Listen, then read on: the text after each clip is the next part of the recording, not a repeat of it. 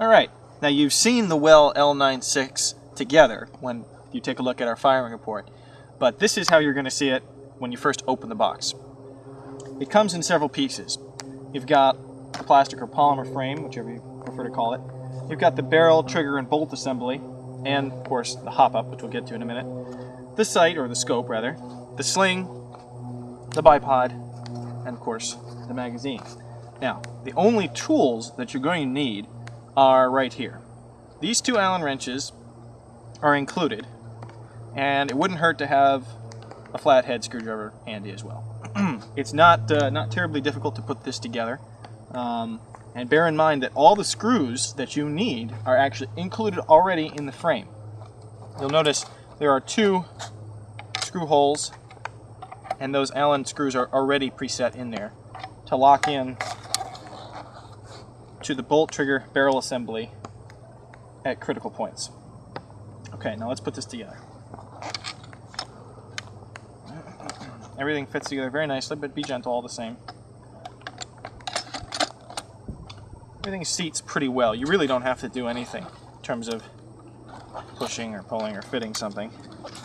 Now the trick is to line up the Allen screws properly, put that Allen wrench in there, and of course you'll feel it when it locks in.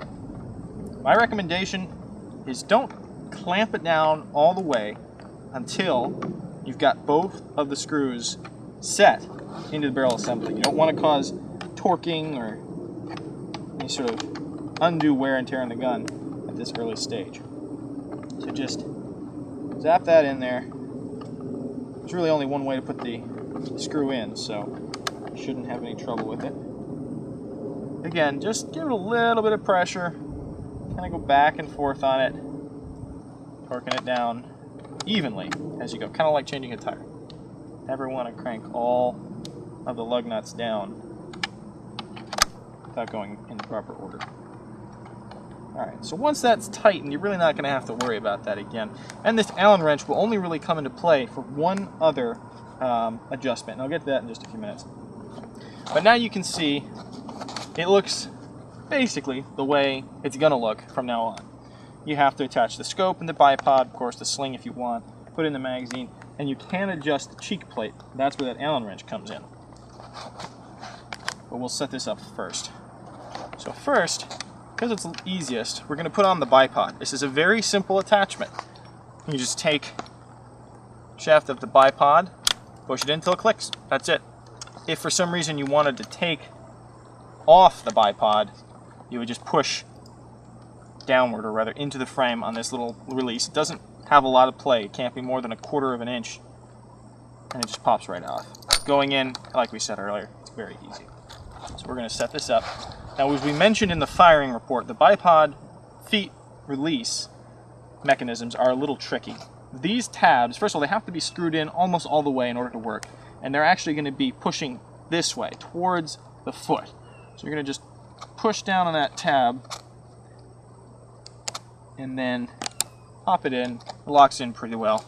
Of course, you want to do the same here. Remember, towards the feet. There we go. Next big thing is probably going to be your scope. Most people want to see how it looks with the scope. The actual claw attachments, we went ahead and put this on for you just to save some time. Again, you're going to use some Allen wrenches included, this little guy here actually, to attach the scope to the claw mounts. And you can see that's fairly straightforward. Putting it on again, also not a big deal. They give you these handy knobs here that you can use to just, again, torque it down without having to use a screwdriver. If you want, you can. Be sure not to strip anything though. You know, and of course, if for some reason you don't want the scope or that scope, take it off easily as well. So now you've got the general look of this airsoft gun. They give you a sling. We have mixed feelings on it. It's free, and like most things free, they might not be of the highest quality, though we have seen worse. Our only concern is that this is a fairly heavy gun. It comes in at just about little over 9 pounds. You know, you're jerking this through the woods and it might snag something. These things, they might break, so heads up. But they do attach pretty easily. You see the points here on this gun. Let me just move it here. This is one of the attachment points. There's a mirror attachment point on the other side. Now that we're back here, let's take a look at this cheek rest here. Now the buttstock, we were not able to adjust. As far as we can tell, it's just the cheek rest. And you'll know that because there are two large Allen screws there versus obviously the others, which are much smaller. And those, of course, are for disassembling the entire gun, which we don't recommend. So, not a lot of force is needed. And just pop these off here. You're probably going to want to take them all the way out. And once you've done that, you can see, first of all, it'll come right out. But you can see that you could, if you wanted to, excuse me, you could get more optimal firing position on this by simply adjusting that cheek pad. And by screwing in the Allen wrenches, again, you're just applying force against those two little feet that you saw in there. And now you're ready. You got a nice elevated cheek rest, you got a good view of the scope. Okay, now we're going to show you how the action works. Now you'll notice this is the safety right here. Of course, best safety is always between your shoulders, but failing that, we've got this. Push it forward to make it hot, pull it back to put it on safe. Pretty simple, and it works well. The bolt action itself is just plain fun. You're going to have a lot of fun doing that. Notice too, what I just did, the gun was actually already cocked, though there's no ammunition in it. The firing action, I'm going to show you again, there's no ammunition in this.